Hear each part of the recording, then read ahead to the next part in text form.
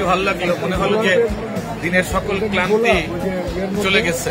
যে স্টুডেন্টরা নিজেরা নিজেদের উদ্যোগে এটা কাজ করছে, এই ধরনের নিজেদের উদ্যোগ যদি থাকে যদি, তারা নিজেরা নিজেদেরকে বড় করতে পারবে।